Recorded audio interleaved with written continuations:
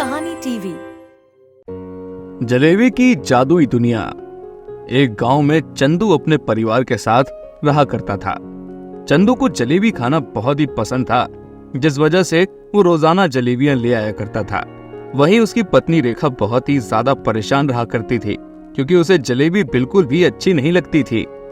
अजी, मैंने आपसे कितनी बार कहा है जलेबी के अलावा भी कुछ ले आया करो, पर आप सुनते ही नहीं हैं। अरे मुझे तो सिर्फ जलेबियां अच्छी लगती है, मुझे कोई और चीज अच्छी नहीं लगती है।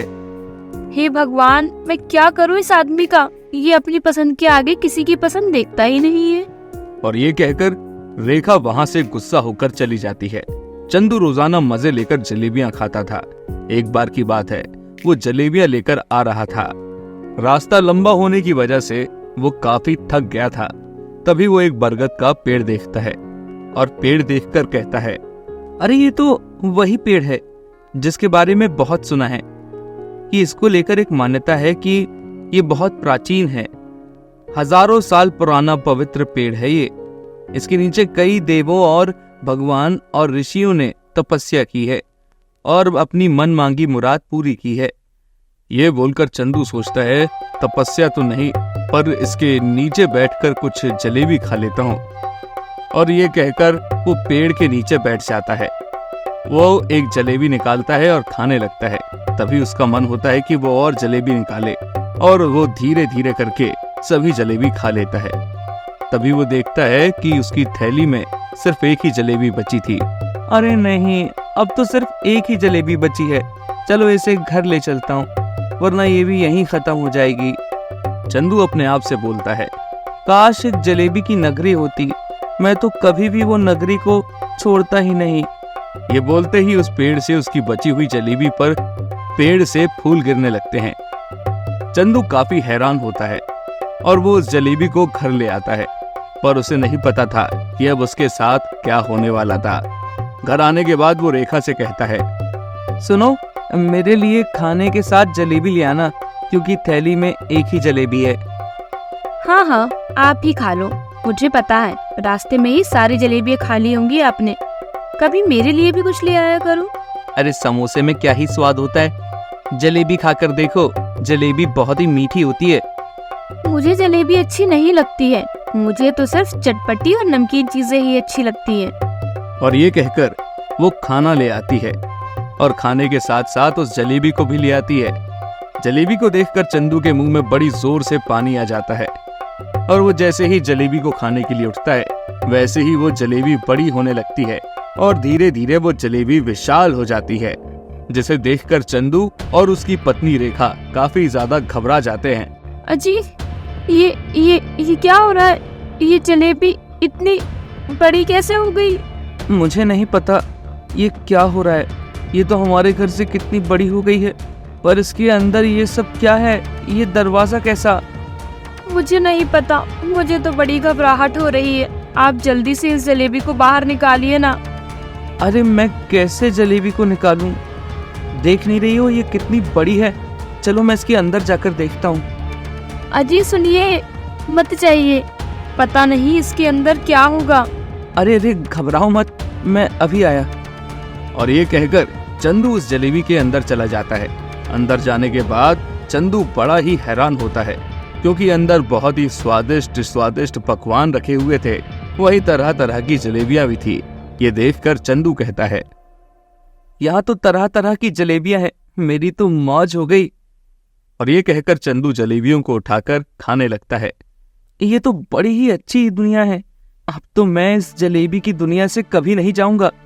वहीं दूसरी तरफ रेखा अपने पति का इंतजार कर रही थी कि वो कब जलेबी से निकलकर बाहर आए।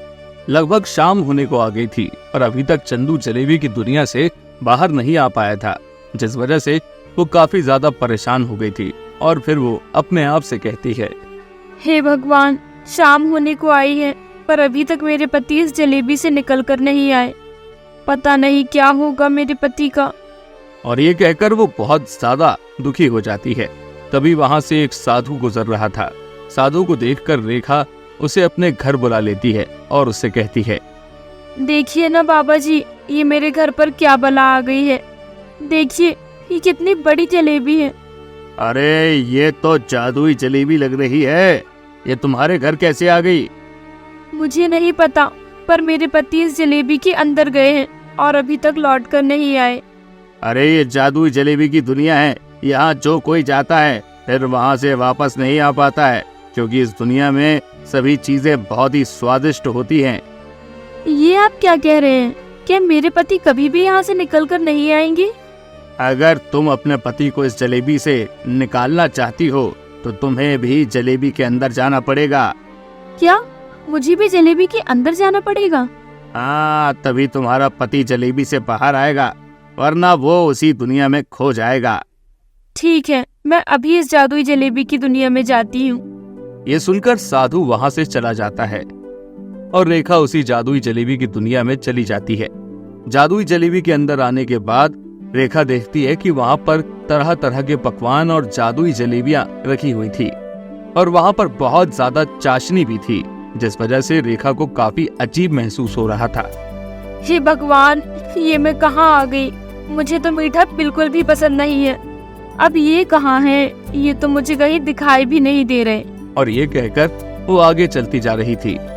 तभी उसे अपना पति चंदू दिखाई दिया, जो आराम से जलेबी खा रहा था।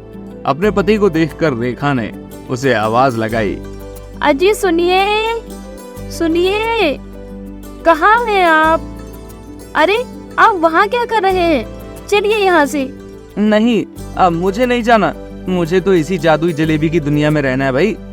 अरे नहीं, यहाँ आपका कोई काम नहीं है। चलिए, ज्यादा मीठा खाओगे तो शुगर हो जाएगी। नहीं नहीं, अब मुझे नहीं जाना, छोड़ो मुझे, तुम जाओ यहाँ से। मैं तो अब इसी जादुई दुनिया में रहूंगा। नहीं, मैं आपको लेकर ही जाऊंगी। चलो, मैंने कहा ना, चलो। वही चंदू चारपाई पर लेटा बड़बड़ा रहा था। नहीं नहीं, मुझे छोड़ो, छोड़ो मुझे, छोड़ो मुझे, छोड़ो। चंदू की आवाज सुनकर रेखा एकदम जाग गई और उसने देखा चंदू सपना देख रहा है और जोर जोर से चिल्ला रहा है, छोड़ो मुझे, छोड़ दो, मैं तो जलेबियां खाऊंगा, छोड़ो छोड़ो मुझे, जाने दो। हे भगवान, इन्हें सपने में भी जलेबियां दिखाई दे रही है।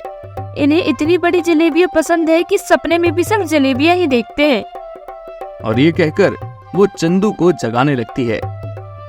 हे भगवान, अगर आपको इतना ही जलेबी खाने का शौक है तो जाकर सुबह ले आइएगा, पर रात में चिल्लाने की क्या जरूरत है?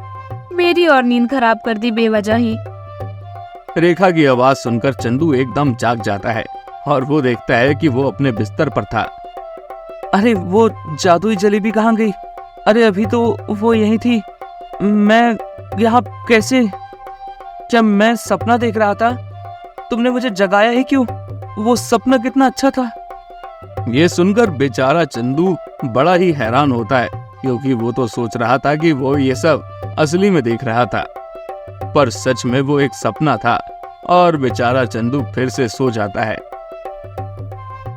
तो दोस्तों, कैसी लगी आपको हमारी कहानी?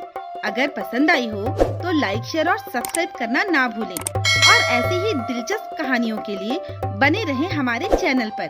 और हाँ, नीचे कमेंट में अपनी पसंद के बारे में जरूर बताएं।